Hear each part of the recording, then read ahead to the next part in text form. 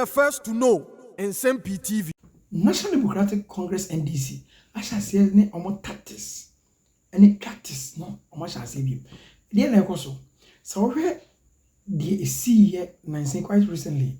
The NDC a champion say no matter what LGBT plus no omo champion ama ya pass that law. No pass we na omo koto na adodan kwa Akufo-Addo anim ansa na bi duro. Ena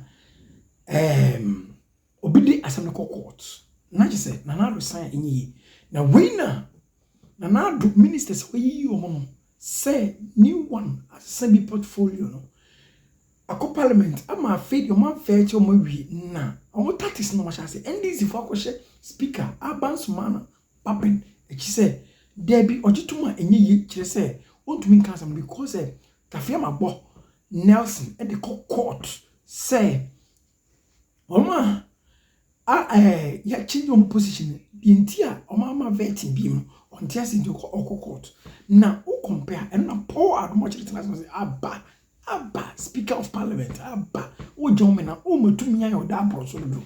Now embra in channel you could hear poor at much analysis of the sugar and then the way was share now both say yes knowledge is power. Yanguti embraces here.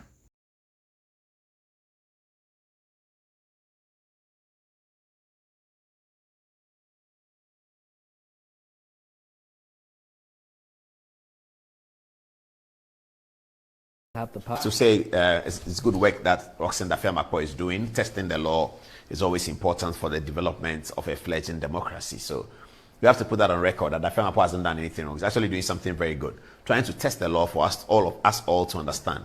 That's all what he's about. He's not for or against anyone. I can't say that because I have no evidence of that. He's just testing the law.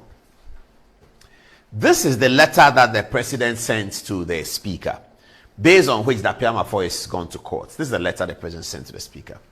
And it's a communication from Jubilee House. It's for immediate release. The contents of this, the press release, but the contents of this and the contents of the letter are the same. It says, President Akufo-Addo makes changes to the executive. Exit from office. A.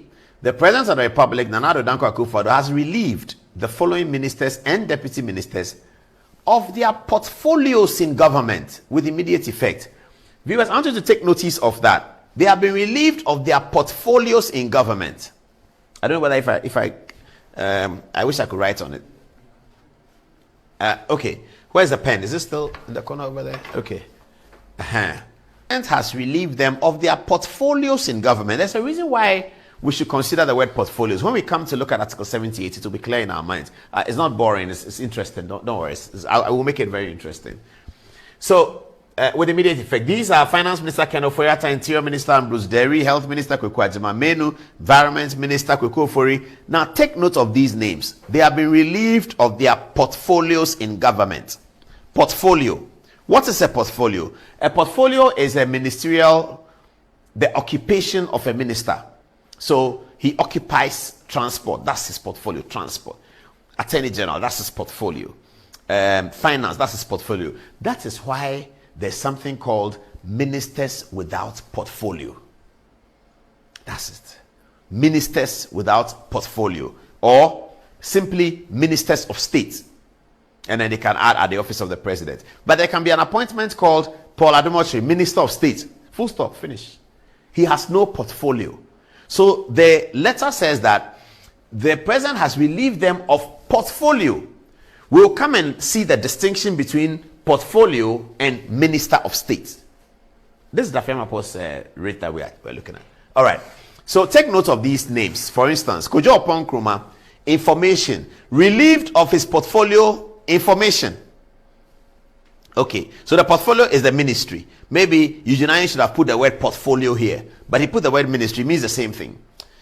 Roads and Highways, Francis Asensio-Boakye, relieved of his portfolio as Minister of Works and Housing, Asensio-Boakye. And then the rest follow. Okay, the letter goes on to say, so this is the end of all of them, and it ends by saying that the president personally expresses his sincere appreciation directly to each of the ministers and deputy ministers who have exited government for their commitment competence, dedication, and hard work in office, which helped in the realization of the government's mandate. Okay. Ministers and deputy ministers, yes, who have exited government. So that is ministers and deputy ministers whose portfolio have been taken and who have not been given new portfolio. Then this one, B, new ministerial and deputy ministerial nominees. Following the reorganization of government, President Akufo-Addo has submitted to Parliament for prior approval through the Speaker, the Right Honourable Alban Sumanu Kingsford Bagbin, the names of the following persons for appointment as ministers and deputy ministers of state, in accordance with Articles 78, 79, and 256 respectively of the Constitution. Now, Health nominee Dr. Okoboy, Science, Environment, Technology and Innovation nominee Honorable Ophelia Mensah Hayford MP, former I think it's DSP or Superintendent, can't remember. Information, Miss Fatima Abubakar. Gender, Children and Social Protection, Dakwa Newman.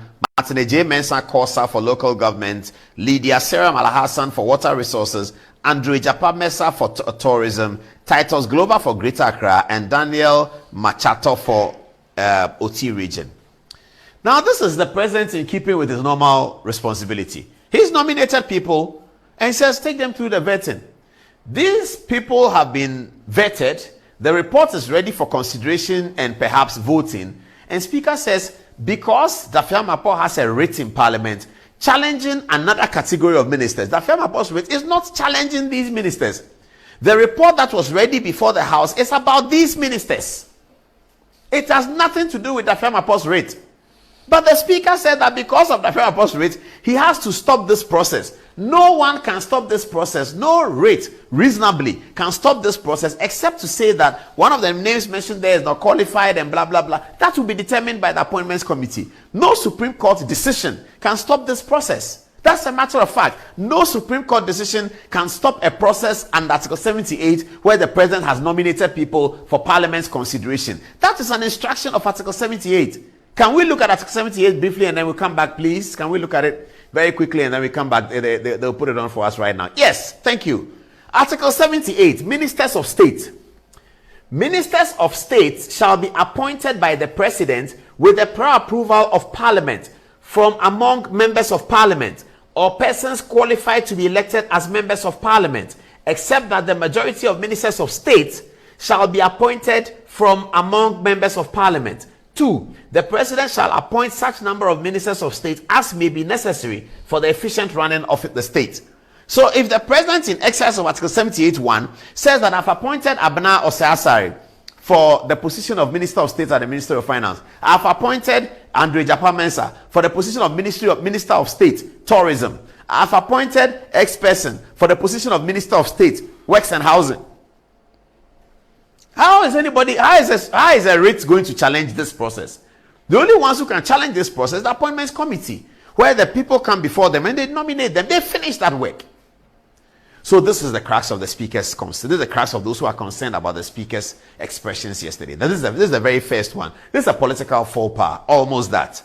Because Dafeamekpor is not concerned about it. He cannot be concerned about this. Nobody can be concerned about this. This is the position of the law. You have to nominate. You can say that ministers are too plenty or there are too many. You can say that. It's okay to say that. But here's Article 78(2). It says the President shall appoint such number of ministers of state as may be necessary for the efficient running of his government. They give the President a limitless lead to appoint as many ministers. I think that in Ghana, you can have 40 ministers of state and some deputies. I think. That's me. That's my own personal opinion. Another person thinks 50. Another person thinks 60. Those who have been presidents before, John Kufuor and John Mahama and co., they all tell us that they thought they could do with fewer, but when they got in, they noticed that they needed more. So Kufuor had 80-something, Rawlings had 80-something, Hoover around 80. Akufo-Addo took it to 120, brought it back to 80.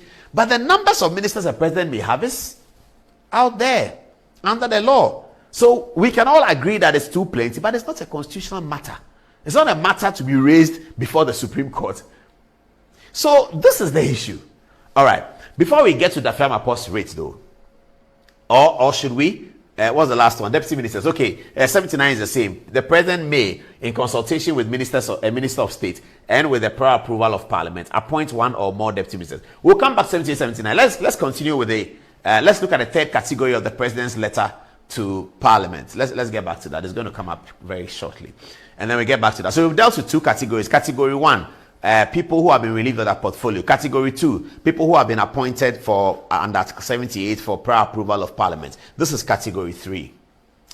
Where is it? Let's get to the category 3, the assigned ministers. Okay. Yes, so it starts from here. C, reassigned ministers and deputy ministers. The President of the Republic, Nana Addo Dankwa Akufo-Addo, has reassigned the following ministers of state and deputy ministers of state to new offices and has directed that they assume their respective duties with immediate effect. Finance, Mohammed Amin Adam. No vetting. So the film boss is about these people: Mohammed Amin Adam, Henry Quartey, Francis Asensu Boache, Kojo Ponkroma, and Ambrose Derry.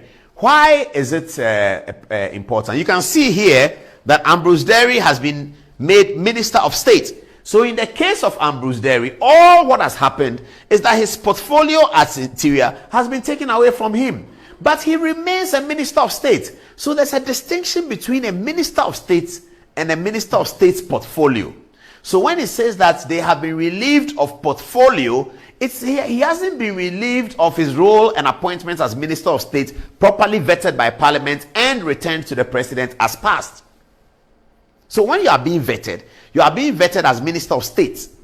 You are not necessarily being vetted for tourism, So if you pass as Minister of State, then you take your portfolio. And you take your portfolio, and the President can switch the portfolio around so long as it's in the context of the same Minister of State and Article 78. There are two types of ministers in Ghana: Article 78 appointees and Article 79 appointees. 78 is Minister of State, 79 is Deputy Minister. Those are the two types of ministers. So if you are appointed under 79 and you are moving to 78, you go to vetting.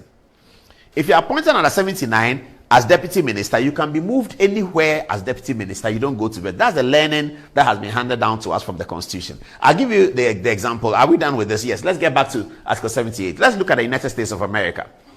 Maybe we should have looked for a logo when I'm talking about America to put it there. In the United States of America, the appointment, the Parliament doesn't have an appointment committee as such.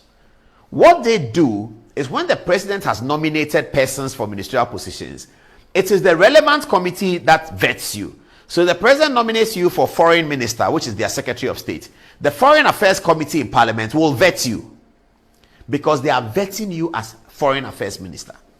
If the President nominates you as Minister for Food and Agriculture, they call them secretaries. Secretary for Food and Agriculture in America. You go to Congress, the Parliament, and you are vetted by the Food and Agriculture Committee.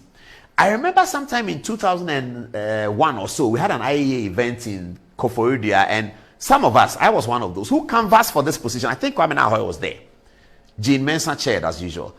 I canvassed for this position among other people because we thought that it is a better way to extract a lot more from.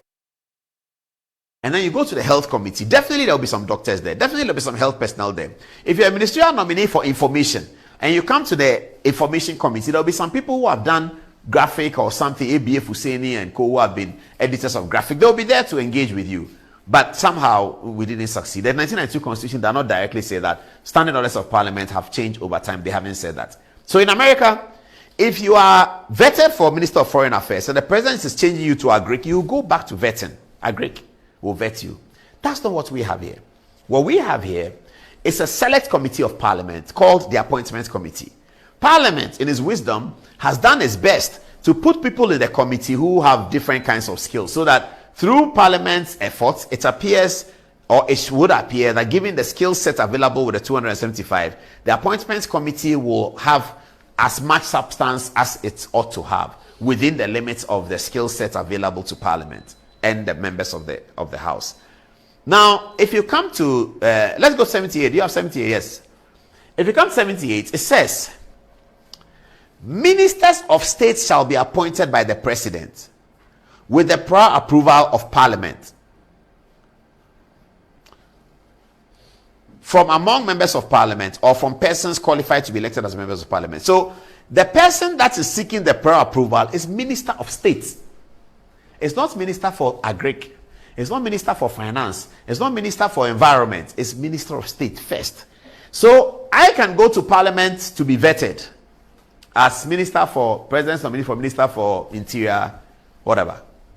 Because of my history in public life, my 8 or 16 hour or 500 hour vetting can be on media only, but the nomination is for interior, because they are vetting you as minister of state first. In fact, I can go through a vetting, nobody will ask anything about interior, they will still determine that I have passed, because I've discharged myself before the house, I have no criminal record, I'm a man of good standing, blah blah blah. Those qualifications set in the constitution is what the appointments committee is invited nominated for Minister of Finance. A lot of the vetting can be about media, about his past job as information minister. He can spend 17 hours asking him questions about when you were information minister, this happened. When you were information minister, this happened. If he discharges himself well, they'll pass him. They don't need to ask him anything about finance. The last of the examples is the worst one. After the parliament has done their vetting and they send a list to the president that, Mr. President, the appointments committee had looked at your 17 nominees and they have all passed as follows: Paul Adomotri, Foreign Affairs; Kojo Ponkroma, this, Kwame Okujeto, Blackwa, that, Captain Smart, Sports, and all that. The president can, in swearing the ministers in, swap it. The law allows him to do that. Because what he's sending to the president can also, that's A. B, the president can also send the list to parliament without adding the portfolio that these are 8 people to be interviewed for ministers of state. Finish. The only minister that the president cannot treat in this manner is in Article 88, the Attorney General. That is the only minister prescribed by the Constitution, that there shall be an Attorney General. The Constitution doesn't say there shall be interior minister, there shall be finance minister, there shall be this, there shall be that. Of course, Kwame Nkrumah read his own budget in Parliament. Everybody knows that. So that doesn't matter. That's why a chairman is supposed to read the budget in Parliament. That's the president's budget. It's not Ken Ofori-Attah's budget, too. It is His Excellency the President's budget. Any budget is the president. It's not Kwesi Botre's budget. It's J.J. Rawlings' budget. It's not Kwabena Dufour's budget. It's Professor Mills's budget. It's not Setekwe's budget. It's John Mahama's budget. It's the president's budget. That's what he's reading. The president can come and read it himself. The vice president can read it. Any minister can read it.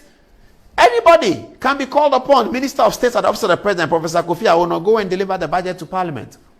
And you come to the House and say that I have been instructed by His Excellency the President to appear before the House and deliver the budget, and I seek permission of the Speaker to do so now. Then they will say, yeah. So, okay, go ahead. They say, Mr. Speaker, last year, we had Cocoa this, he starts, go. He finishes, he's gone. It's the president's budget. So, Dafeamekpor's rates, his concern is that the said ministers who have been reassigned had been earlier relieved of their appointments. That's what he's saying. He's trying to find a space in there where he's suggesting that Kojo Ponkroma had been taken out as a minister by the use of the word relieved from their portfolios. That is Dafeamekpor's rate. It's an interesting rate. It's a beautiful one. I mean, I disagree with it. Some people may agree, some people may disagree. Everybody has an opinion on this. Everybody ought to have an opinion on this. That's the point of the matter. The 78 say that they are vetting upon Nkrumah for the position of Minister for Information. No. As far as we are concerned, it said upon Nkrumah is being vetted as Minister of State. So Ambrose Derry, if Dafeamekpor says Ambrose Derry should be vetted, he's being vetted for what? He was Minister for Interior. The portfolio of Interior has been taken away from him. He remains a Minister of State. You have already vetted him. What is Dafeamekpor saying? Ambrose Derry should be vetted for what? Minister of State. He's already it. That's the rate that Dafeamekpor has sent. So with this kind of rate, how then is the Speaker stopping nominees that have come clear from Article 78? Okoboy, he's sitting somewhere, he's been nominated as Minister of Health. He comes to Parliament, vetting goes on. Speaker says, we have truncated the process because there's a writ. Very unfortunate. That's not what the writ is about. I think that our case is made. Let's get the text messages, the final one, and then we go on to our